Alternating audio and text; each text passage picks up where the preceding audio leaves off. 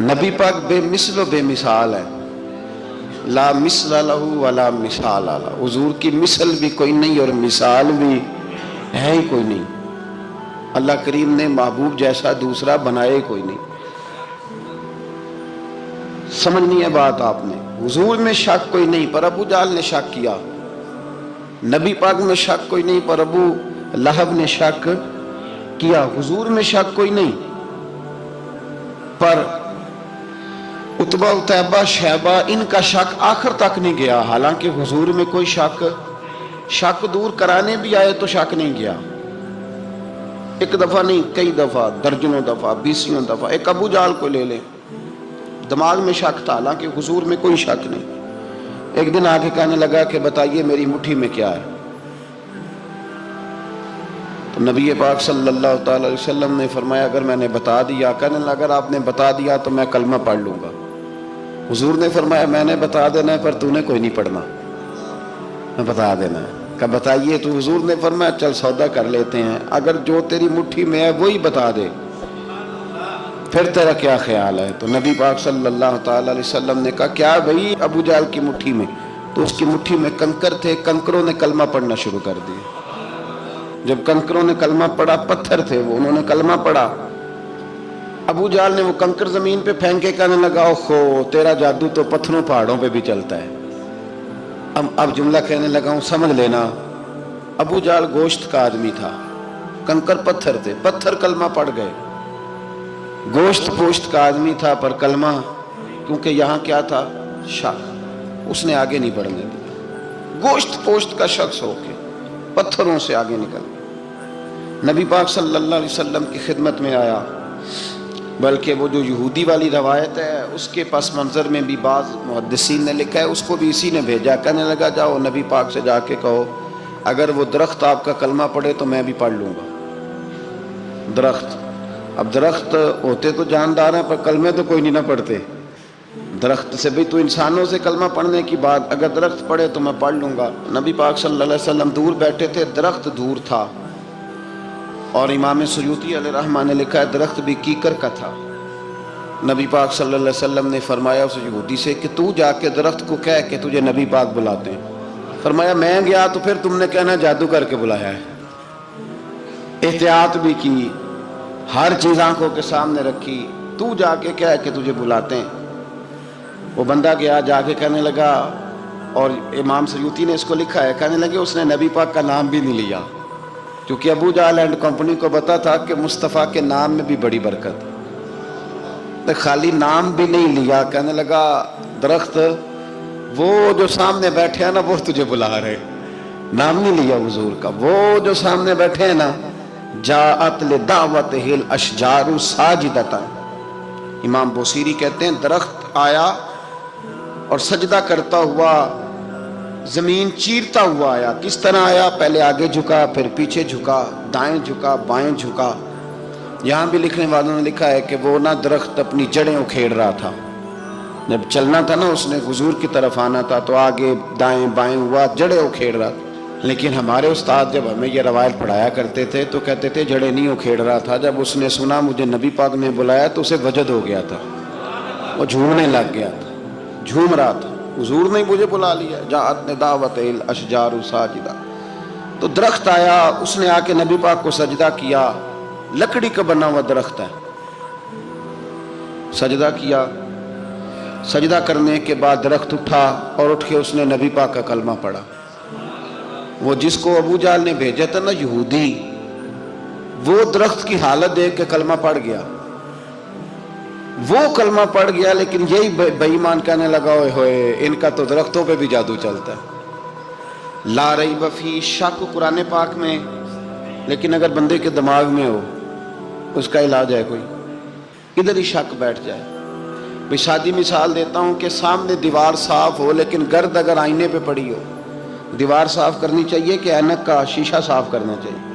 ساری زندگی لوگ دیوار صاف کرتے گزار دیتے، ساری زندگی تراش خراش کرتے گزار، اپنی مرضی کی پینٹنگ کرتے گزار دیتے ہیں، پر اپنی آنکھ کی پتلی صاف نہیں کرتے، آنکھ کی پتلی صاف نہیں کرتے۔ کسی نے حضرت رومی سے کہا تھا حضور دنیا میں کوئی اچھا ملتا نہیں، فرمانے لگے تھوڑا رونا شروع کر تاکہ تیری پتلیاں وضو کر لیں، وضو کر لیں، وہ انہیں پتہ چل جائے کہ کتنے صاف ستھرے لوگ دنیا میں پائے جاتے ہیں۔ ابو جہل پھر آ گیا، کہنے لگا اگر آپ چاند کے 2 ٹکڑے کر دیں تو میں کلمہ پڑھنے کو تیار ہوں۔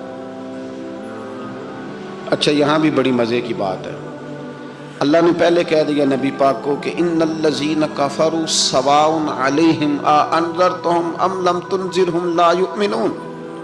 محبوب یہ جن کی قسمت میں کفر ہے نا، آپ انہیں ڈرائیں چاہے نہ ڈرائیں، یہ ایمان نہیں لائیں گے۔ کنکروں نے بھی کلمہ پڑھ لیا، درختوں نے بھی پڑھ لیا، سارا کچھ ہو گیا، اور اللہ نے بھی کہہ دیا کہ محبوب اس بے ایمان نے کلمہ نہیں پڑھنا، پر حضور نے فرمایا یہ پڑھے نہ پڑھے ہم نے میدان نہیں چھوڑنا، جتنی دفعہ آئے گا نا ہم اسے ضرور معجزہ دکھائیں، جتنی دفعہ آئے گا ہم کیوں میدان چھوڑیں۔ آگے کہنے لگا جی اگر چاند کے 2 ٹکڑے کر دیں تو اقتربت الساعۃ وانشق القمر، تو نبی پاک صلی اللہ علیہ وسلم نے انگلی کا اشارہ کیا، چاند 2 حصوں میں بٹا۔ کوہ صفا ایک پہاڑی تھی مکے میں، آدھا ٹکڑا پہاڑی کی اس جانب ہوا، آدھا اس جانب، یعنی وضاحت کی اللہ کریم نے کہ ایسے نہ ہو کہ یہ کہہ دی وہ تو ایسے بالکل شک ہوا تو مل گیا، پتہ نہیں میری آنکھوں پہ جادو ہو گیا، ملا ہے کہ نہیں ملا۔ جب ٹوٹا تو حدیث پاک میں آتا ہے کہ آدھا چاند کوہ صفا کے ادھر گیا اور آدھا تو پہاڑی تھی، چاند نیچے آیا، پہاڑی کے گرد گھوما، آگے جا کے ملا، یعنی وقفہ دیا گیا باقاعدہ دیکھنے کا، سمجھنے۔ پوری دنیا میں جتنے لوگ اس وقت چاند دیکھ رہے تھے، ہندوستان تک روایتوں میں ملتا ہے کہ لوگوں نے گواہی دی کہ ہم نے چاند ٹوٹتے دیکھا ہے۔ زمانہ مان گیا، لوگوں کی چیخیں نکل گئیں، لوگ قدموں میں گر گئے، پر وہ جس کے دماغ میں شک تھا نا وہ نہیں مانا۔ شجر و حجر پہچان گئے پر انسان کی نظروں میں شک ہی رہا۔ دنیا میں سب سے مجبور، کمزور، بزدل، کم فہم بندہ وہ ہے جس کے دماغ میں شک ہے، سب سے کم فہم آدمی، اس کی فراست روحانیہ 0 ہے، وہ ایک ناکام شخص ہے، اس کو کسی پہ بھی شک پڑ جائے، کسی پہ بھی۔ ہم نے دیکھا ہے جو عورت اپنے مرد پہ شک کرنے لگ جاتی ہے اس گھر کا کوئی علاج ہی نہیں ہوتا۔ جو شکوہ کرتی ہے روٹی کا، پیسوں کا، وہ کسی دور میں مسئلہ اس کا حل ہو جاتا ہے۔ جو نافرمان ہوتی ہے اس کا بھی مسئلہ کسی نہ کسی زمانے میں حل ہو ہی جاتا ہے۔ یہ جس کو شک پڑ جاتا ہے نا، شک، اس کا مسئلہ قیامت کی صبح تک حل نہیں ہوتا۔ اگر مرد کو شک پڑ جائے اس کا مسئلہ بھی کبھی زندگی میں دوبارہ حل، یاد رکھیں۔ یہ جو شکوک و شبہات ہے نا، قرآن پورا شکوک و شبہات کا ازالہ کرتا ہے، کافر کے سوال کا جواب دیتا ہے، منافق کے سوال کا جواب دیتا ہے۔ قرآن مجید ہر ایک کی تسلی کراتا ہے، لیکن شروع میں بتا دیا کہ لا ریب فی، شک والی گنجائش اس میں۔ لوگ آج تک شک کر رہے ہیں کہ اللہ کا کلام ہے کہ نہیں، آج تک لوگ کہیں۔ تو میرے بھائی، شکوک والی زندگی کمزور ہوتی ہے، شکوک والی، عقل مند لوگوں کی زندگی کمزور زندگی ہے۔ صحابہ کرام عمل والے لوگ تھے، وہ بحثوں میں الجھے رہتے تو عمل نہ کر پاتے۔ ہمارے ہاں نا بحث ہوتی ہے جس مسئلے کا کوئی تعلق ہی نہیں، الجھنوں سے نکل آئیں، عمل کا رستہ، بحث جو ہوتی ہے یہ عمل کا رستہ روکتی ہے۔ عقل مند نہ بنے، فرما بردار بنے۔ میرے بھائی، شکوک و شبہات والی جو لائف ہے، لیکن نا انبیاء کرام علیہ السلام کے بارے میں شکوک و شبہات ہیں، اولیاء عظام کے بارے میں۔ اب ایک نیا شک پیدا ہو گیا ہے کہ فیض ملتا ہے کہ نہیں ملتا۔ ہم نے فلانے ولی کو دیکھا نہیں، ساری زندگی اس کا نام لیا، فیض ملے گا کہ نہیں۔ غوث پاک کو دیکھا نہیں، ساری زندگی قادری کہلایا، فیض ملے گا کہ نہیں۔ خواجہ اجمیر کو دیکھا نہیں، چشتی کہلائے، فیض ملا کہ نہیں۔ صابر پیا کو دیکھا نہیں، صابری کہلائے، فیض ملا کہ نہیں۔ او خدا کے بندے، فیض وہ چیز ہے جو نظر نہیں آتی پر محسوس سب سے زیادہ ہوتی ہے۔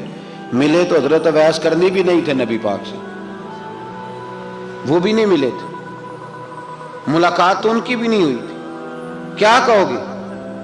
ملاقات نہیں ہوئی، لیکن فیوز و برکات کا یہ عالم ہے کہ میرے محبوب نے فرمایا وہ دعا کرے گا تو اللہ میری امت کی بخشش فرمائے گا۔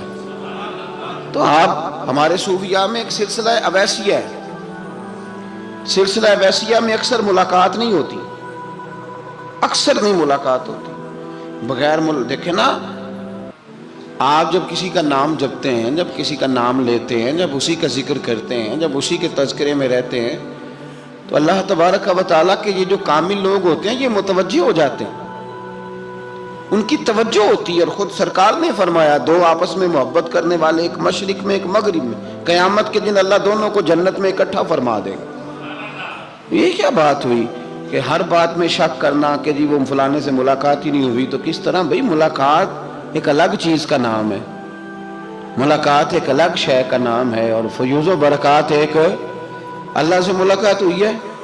رزق دیتا ہے کہ نہیں؟ زندگی دیتا ہے، ساری چیزیں دیتا ہے، تو ملاقات تو کوئی نہیں کرتا۔ تو اس لیے ہر چیز کو ٹھیک ہے، وہ جو جگہ جس جگہ پہ جو بات ہے اس کو وہاں رہنا چاہیے، لیکن یہ شکوک ہیں، ان سے باہر نکلیں، ان سے باہر آئیں۔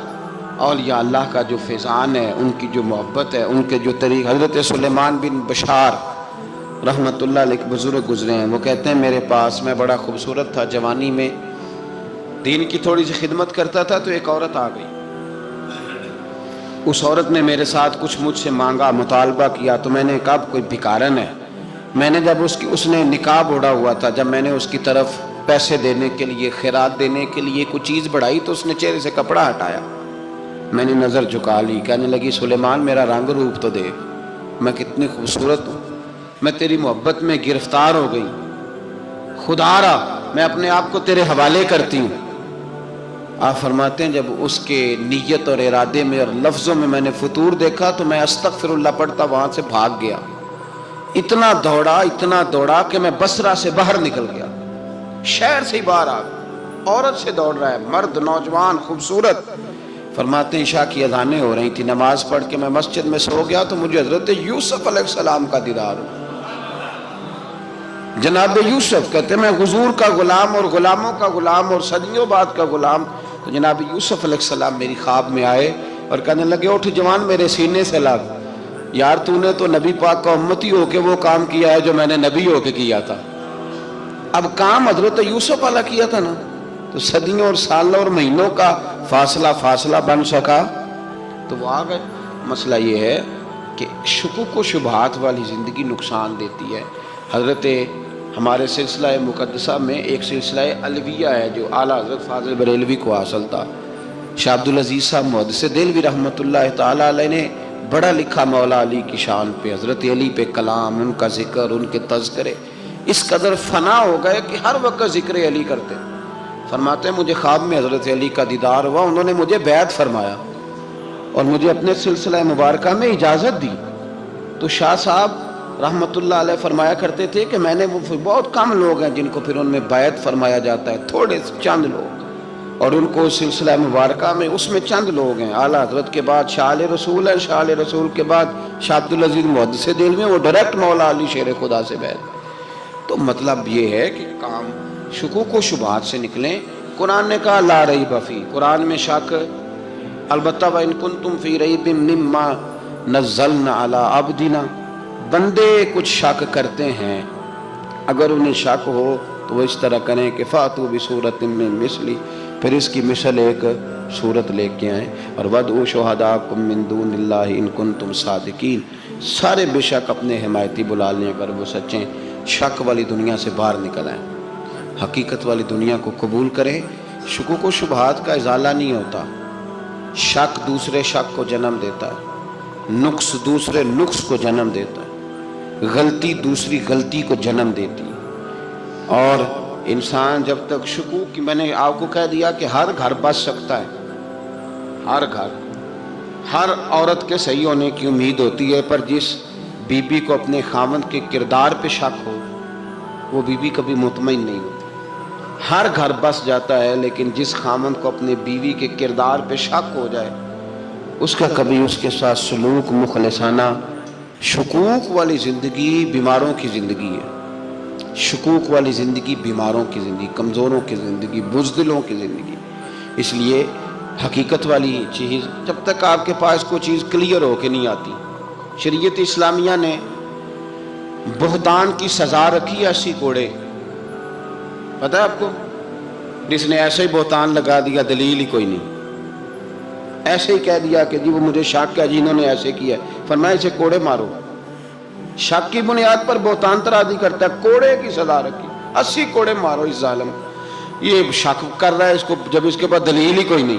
یہاں بڑے بندے ہیں بات کر دیتے ہیں، کہتے ہیں جی وہ ایسا ہوا ہوگا، میں نے ایسا دیکھا تھا، ہوگا، کیا تھا، ممکن ہے۔ تو یہ شکوک ہے، اس شکوک یہ سامنے والے کا کچھ بھی نہیں بگڑتا، اس بیچارے کا کیا بگڑنا ہے۔ یاد رکھیں بڑی خوبصورت بات یہاں حضرت عبداللہ ابن مسعود کی، آپ فرمایا کرتے تھے جب کسی بندے پر بندے شک کرتے ہیں اور ناجائز شک کرتے ہیں، اللہ اس کی عزتوں میں اضافہ فرما دیتا ہے، اللہ اسے شانیں عطا کرتا ہے۔ اپنی زندگی کو بیماریوں سے نکالنے، یہ روحانی بیماری ہے شک، اس سے باہر آنا، یہ ظلم ہے۔ اولیاء پہ بھی شک، صوفیاء پہ بھی شک، علماء پہ بھی شک، ہر بندے پہ شک، کوئی صحیح نہیں، سارے غلط، میں اکیلا صحیح۔ اس شک سے باہر آ جائیں، یہ نفسیاتی مریض بنا دے گا، بے سکون کرے گا، بے قرار کرے گا۔ جس ترتیب سے ہم مسکراتے ہیں، جس ترتیب سے ہم روتے ہیں، جس ترتیب سے ہم کسی بات کا اظہار تشکر کرتے ہیں، خدا ان باتوں سے پاک ہے۔ اب بہت ساری حدیثوں میں آیا کہ وہ مسکراتا ہے، تو کیا مطلب ہے مسکرانے کا؟ تو علماء تفسیر نے لکھا ہے مسکرانے کا مطلب یہ ہے کہ وہ بڑا ہی راضی ہوتا ہے اپنے بندے سے، بڑا راضی ہوتا ہے، یہ مطلب ہے۔ ایک تو مسکرانے کا مطلب یہ کہ وہ بڑا راضی ہو گیا، بڑا راضی ہو گیا، وہ مسکرا دیا اپنے بندے پہ۔ اور ایک اس کا معنی خود نبی پاک صلی اللہ تعالی علیہ وسلم نے بیان فرمایا، مسند امام احمد بن حنبل میں حدیث ہے، حضور سید عالم علیہ السلام سے صحابہ نے پوچھا یا رسول اللہ شہید تو بڑے لوگ ہوتے ہیں، شہیدوں میں افضل کون ہے؟ تو اللہ کے حبیب علیہ السلام فرمانے لگے وہ والا بندہ جو ڈٹ گیا تھا کافروں کے مقابلے میں، وہ ہلا نہیں، پوری طرح ڈٹ کے جو لڑا وہ شہداء میں افضل ہے۔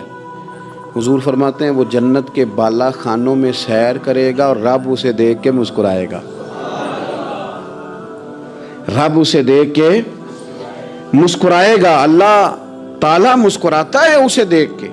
اور اگلے جملے میں حضور نے وضاحت کر دی، فرمایا جب رب دنیا میں کسی پر مسکراتا ہے نا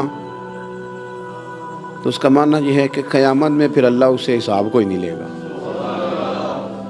جس پر اللہ دنیا میں مسکرا دیا اس سے کوئی حساب، تو وہ کام ڈھونڈنے چاہیے نا جس سے اللہ مسکرائے۔ ویسے کبھی ہم ایسا کرتے ہیں کہ نہیں کہ کسی کو راضی کیا جائے؟ یہ کام ہم کرتے ہیں کہ ہماری کمپنی کا جو سربراہ ہے وہ ہم سے راضی رہے، جس ادارے میں ہم پڑھاتے ہیں اس ادارے کا بڑا ہم سے راضی رہے، یہ کرتے ہیں ہم، اس کے لیے کچھ نہ کچھ ہیلے بہانے ہم کرتے ہیں۔ برادری، قبیلہ، علاقہ، بستی، لوگ کسی طریقے سے ہمارے ساتھ مطمئن رہیں، کرتے ہیں نا یہ سارے کام۔ اس میں تھوڑی مشکل بھی ہمیں آتی ہے لیکن کرتے ہیں، کیا کریں۔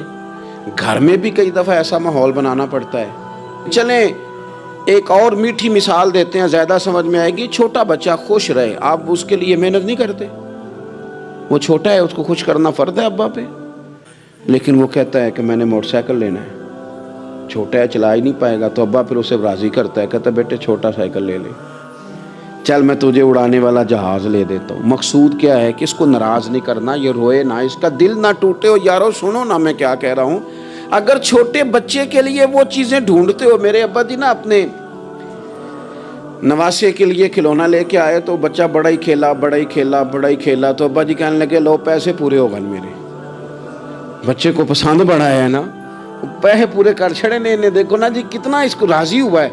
تو انسان کیا کرتا ہے کہ کوشش کرتا ہے چھوٹا بچہ بھی ناراض نہ ہو، تو وہ چیزیں وہ ڈھونڈتا ہے کہ اس کو کیا پسند ہے، چاکلیٹ لے جاؤں، فلاں چیز لے جاؤں، آئس کریم لے جاؤں۔ تو ایک بچے کے لیے، گھر کے لیے، سربراہ کے لیے اتنی محنت کرتے ہو، تو وہ کام بھی ہمیں ڈھونڈ کے تلاش کرنے چاہیے نا جس سے رب راضی ہوتا ہے، اللہ راضی ہوتا ہے۔ بتاؤں وہ کون کون سے کام ہیں؟ نبی کریم صلی اللہ تعالی علیہ وسلم نے ارشاد فرمایا 3 لوگ ہیں جنہیں دیکھ کے رب مسکراتا ہے۔ یا رسول اللہ صلی اللہ علیہ وسلم وہ کون کون سے؟ تو محبوب فرمانے لگے ایک وہ بندہ ساری مخلوق سوئی ہے، آدھی رات ہے، رات کا پچھلا پہر ہے، اس نے اٹھ کے وضو کر لیا، مصلی پہ کھڑا ہو گیا خدا کی یاد میں، فرمایا اسے دیکھ کے رب مسکراتا ہے جو اس کی شان کے لائق ہے، مسکراتا ہے اللہ۔ یہ تو سونے کا ٹائم تھا، یہ تو گہری نیند آنے کا وقت تھا، رات کا پچھلا پہر، رات پوے تے بے درداں نو نیند پیاری آوے، تے درد منداں نو یاد سجن دی سوتیاں بھی آن جگاوے، اور ساون کی کالی راتوں میں جب بوندا باندی ہوتی ہے، وہ راتوں کو اٹھ اٹھ روتے ہیں جب خلقت ساری سوتی ہے، اللہ مسکراتا ہے۔ اور سننا میرے بھائی، میرے نبی پاک صلی اللہ تعالیٰ علیہ وسلم فرماتے ہیں جب مسلمان نماز کے لیے صفیں بناتے ہیں نا، ترتیب لگ رہی ہوتی ہے، اب اللہ کی بارگاہ میں کھڑے ہوں گے، قیام کریں گے، رکوع کریں گے، سجود کریں گے، فرمایا جب مومن صفیں بناتے ہیں تو رب دیکھ کے مسکراتا ہے،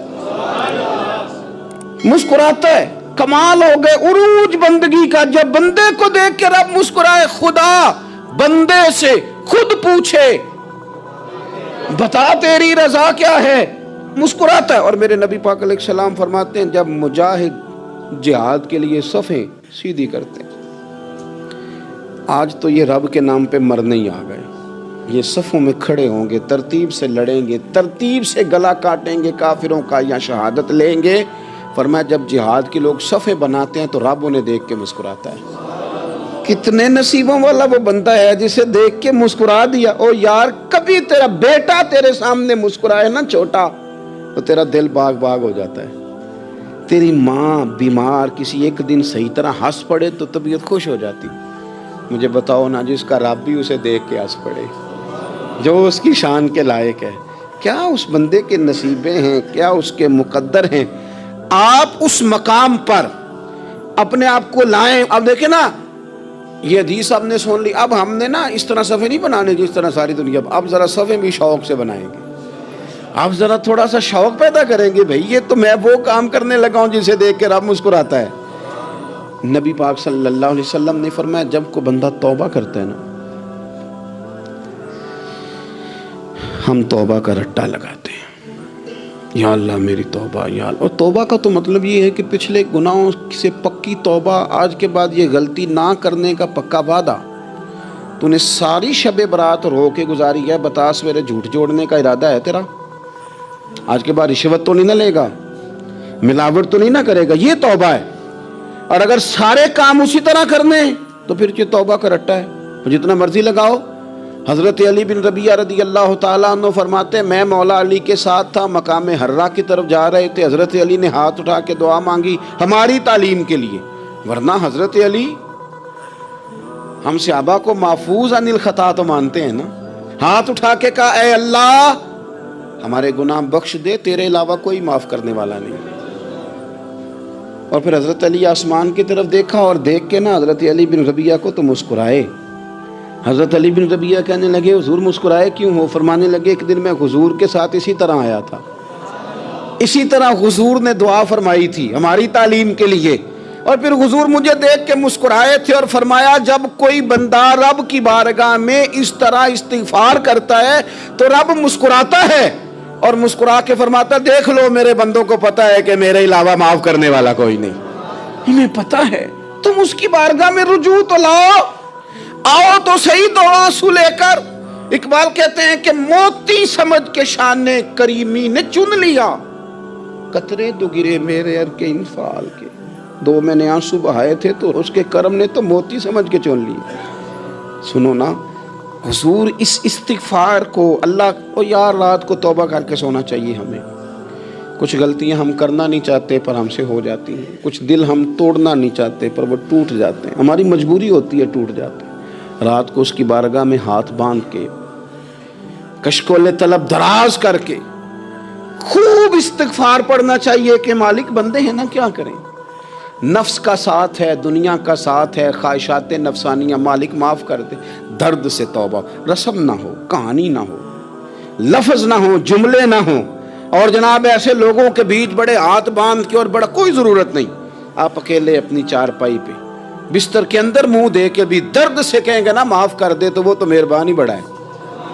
میرے نبی پاک صلی اللہ علیہ وسلم مثال دیتے ہیں، فرمایا ایک آدمی صحرا میں جا رہا، صحابہ سے حضور خطاب کر رہے ہیں، فرمایا ایک آدمی صحرا میں جا رہا تھا، اس نے اپنی اونٹنی پہ کھانا پانی پیسے ہر چیز رکھی ہوئی تھی، صحرا تھا بہت بڑا، درمیان صحرا کے گیا تو تھوڑا سا سستانے کے لیے آرام کرنے کے لیے اونٹنی سے نیچے اترا، اب اس نے اونٹنی کی لگام، اونٹنی کی نکیل اپنے سرہانے کے نیچے رکھی، ہاتھ کے ساتھ پکڑی اور سو گیا۔ تھوڑی ہی دیر کے بعد جب اس کی آنکھ کھلی تو دیکھا اونٹنی غائب ہے۔ صحرا میں وہ پیدل نہ آگے جا سکتا ہے، نہ پیچھے جا سکتا ہے، نہ دائیں نہ بائیں، کھانے کو روٹی نہیں، پینے کو پانی کا قطرہ نہیں، تھوڑا ادھر بھاگا ادھر بھاگا، تھک گیا۔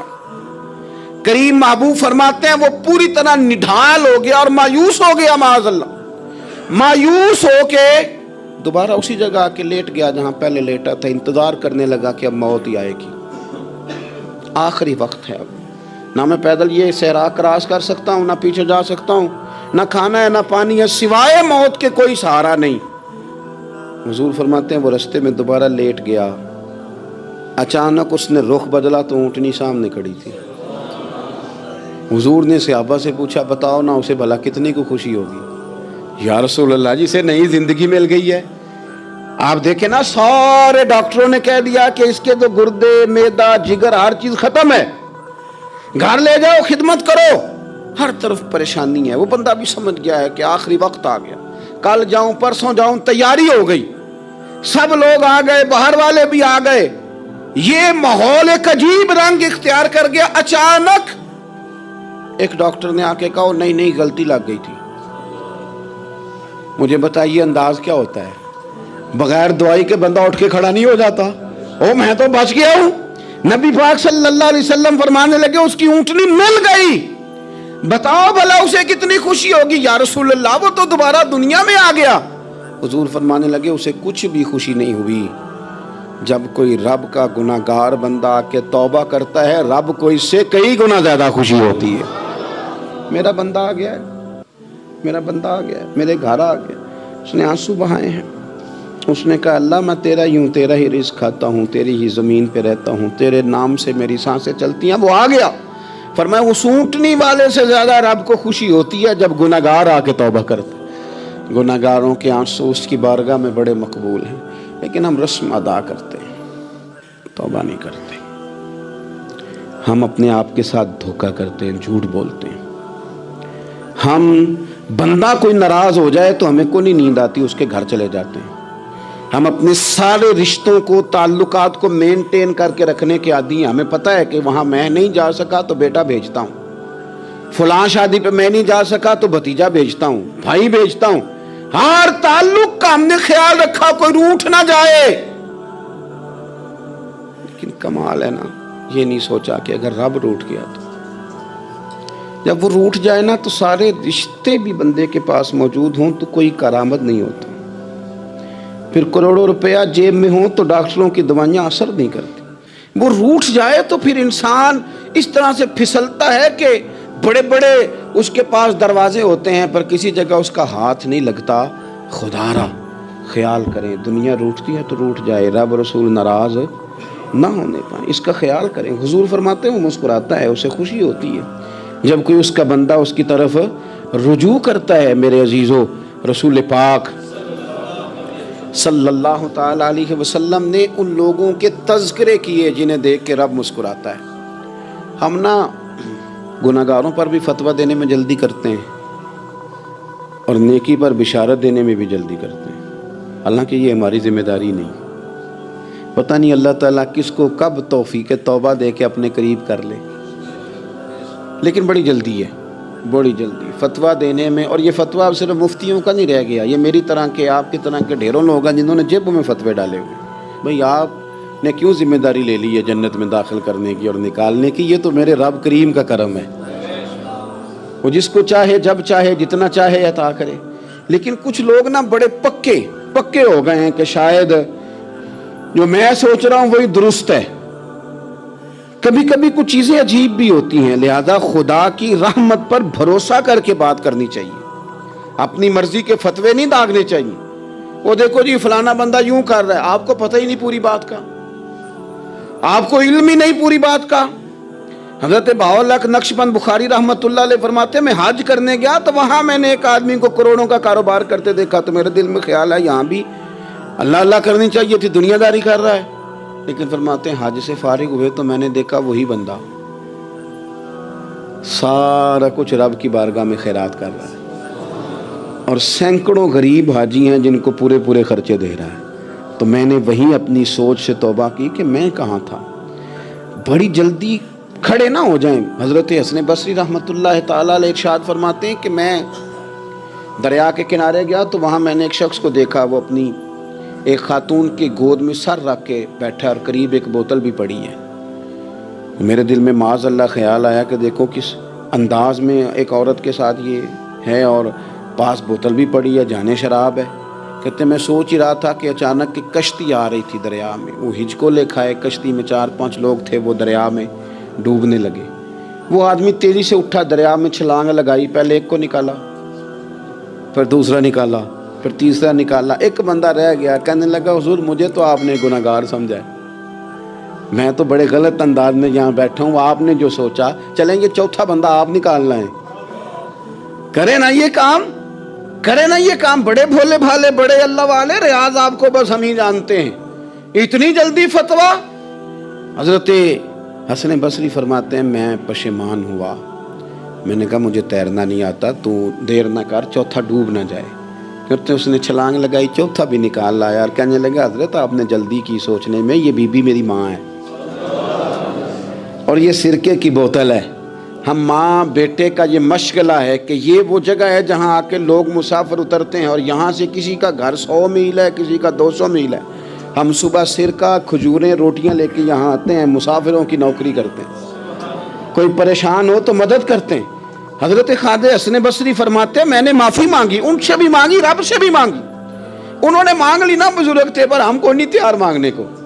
ہم ہر وقت بدگمانیاں, وہ فلانا فلانے جرم کرتا تھا, میں اسے اب کیسے نیک مان لوں. بھئی اب وہ نمازی ہے, خدا کے گھر آتا جاتا ہے, اب اللہ کی بارگاہ میں حاضر ہوتا ہے. جب رب نے معاف کر دیا تو بھی سوچ بدل جا. سنیں حضور کیا فرماتے ہیں.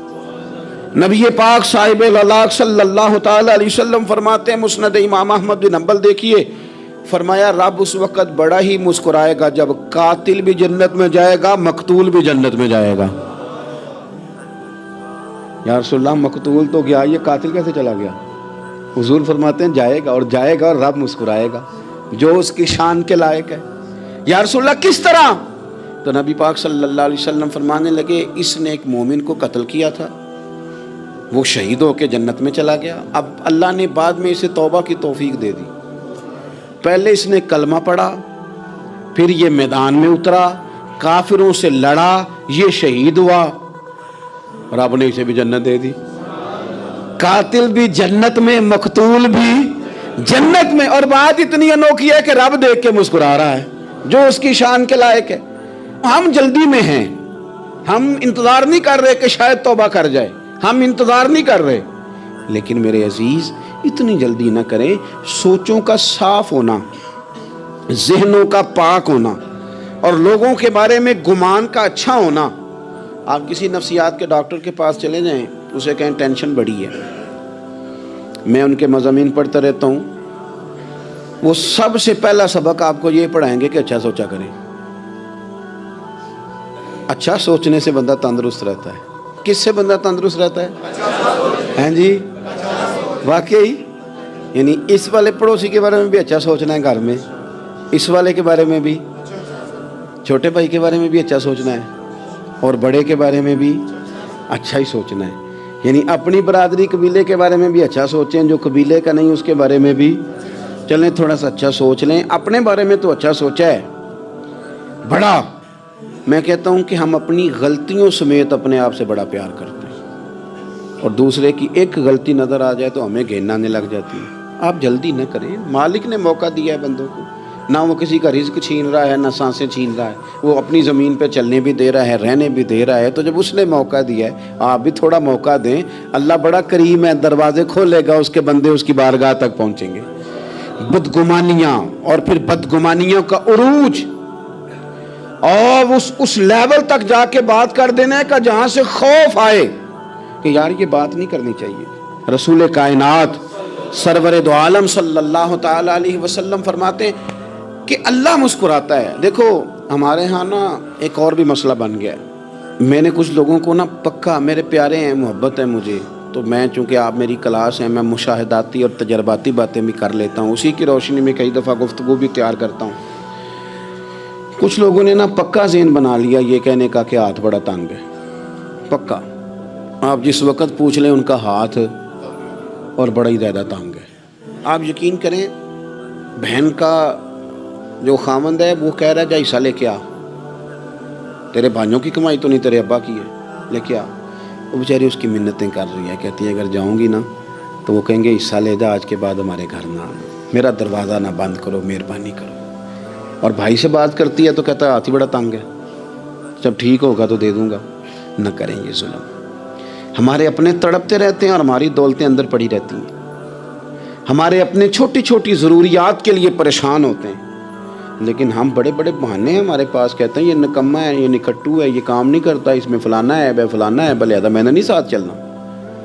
اظہار جب آپ کے اندر پیدا ہوتا ہے نا, اظہار, جب کسی کے لیے آپ حساس ہوتے ہیں تو آپ کو بھی سرور حاصل ہوتا ہے. نہ کریں یہ کام کہ آپ کو اللہ نے وسعت دی ہے اور ہر وقت آپ ہاتھ تانگ ہونے کا رونا رو رہے ہیں, ہر وقت آپ یہ کہہ رہے ہیں میں بڑی آزمائش میں ہوں, جب خدا نے آپ پہ نہیں ڈالی.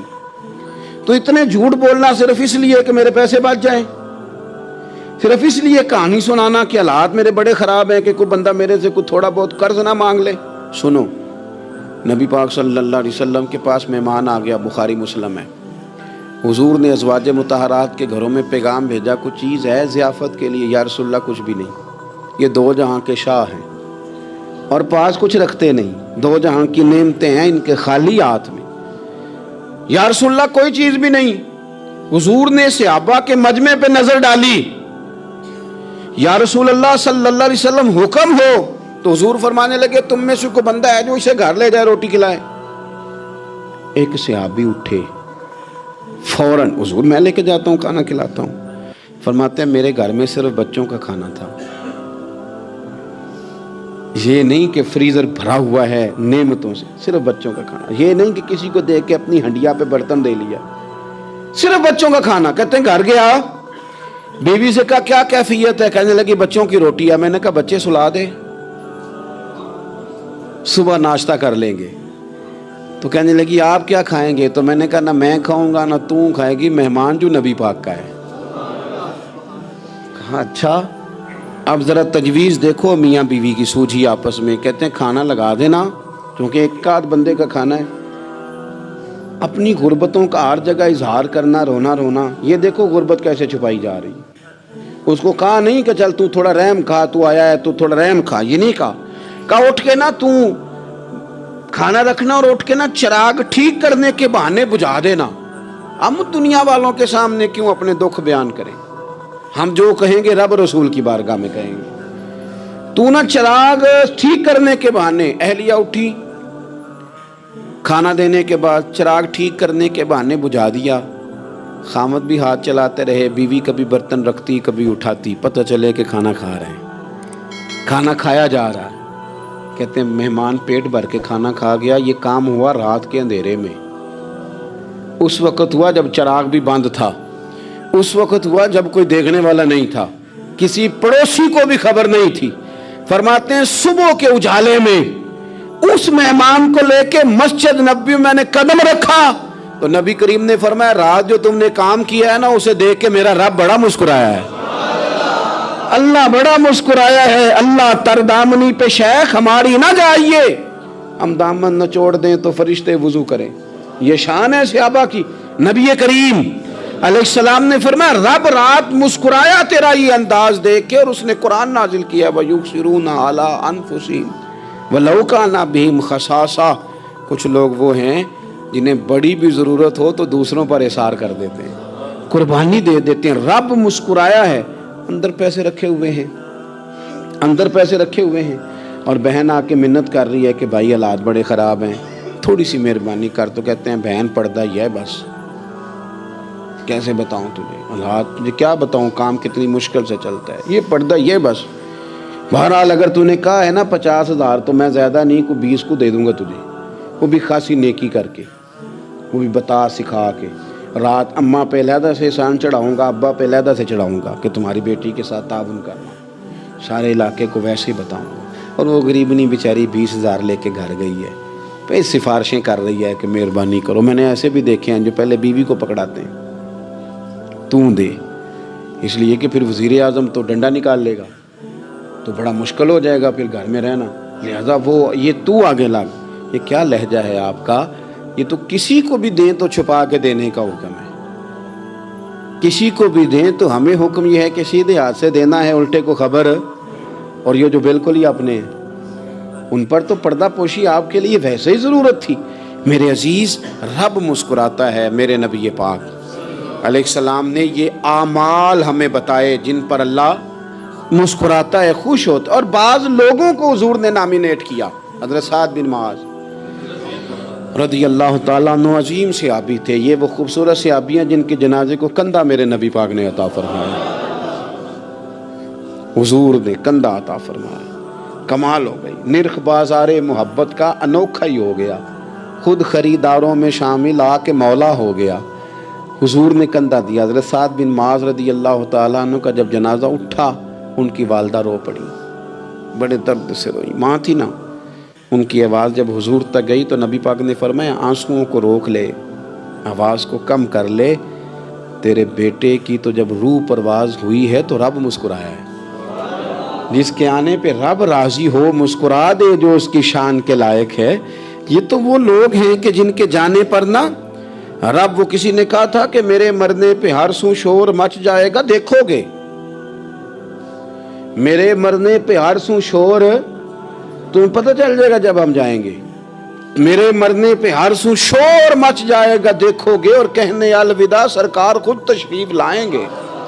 اور درویش کہنے لگے بات مرندے مکھڑا میرا ہو جاوے جے تازہ، پھر سمجھ لینا محبوب میرے نے آن پڑے ہے جنازہ۔ اور عاشق کا جنازہ ہے، ذرا دھوم سے نکلے اور محبوب کی گلیوں سے ذرا گھوم کے نکلے۔ فرمایا کہ ان کے تو جانے پہ رب کریم، اور حضور نے ایک دعا بھی دی۔ حضرت طلحہ رضی اللہ تعالیٰ عنہ صحابی تھے، ان کا وصال ہو گیا تو حضور نے دعا بھی دی۔ فرمایا یا اللہ جب میرا طلحہ آئے نا تو اس سے مسکرا کے بات کرنا، یہ تجھ سے مسکرا کے بات کرے جو تیری شان کے لائق ہے۔ تو اللہ تعالیٰ غائب درجے راضی ہوتا ہے۔ ایک دفعہ پھر بات دہراتا ہوں، جو میدان میں ڈٹ کے شہید ہو رب اسے دیکھ کے مسکراتا ہے، جو اس کی شان کے لائق ہے۔ جو توبہ صحیح کریں، سچی کریں، رب انہیں دیکھ کے مسکراتا ہے جو اس کی شان کے لائق ہے۔ جو نماز کے لیے صفیں بنائے رب انہیں دیکھ کے مسکراتا ہے، جو جہاد کے لیے صفیں بنائے رب دیکھ کے مسکراتا ہے۔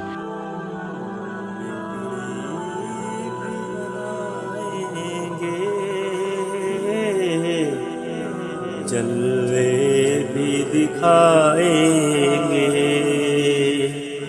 بگڑی بھی بنائیں گے، جلوے بھی دکھائیں گے، گھبراؤ نہ دیوانو،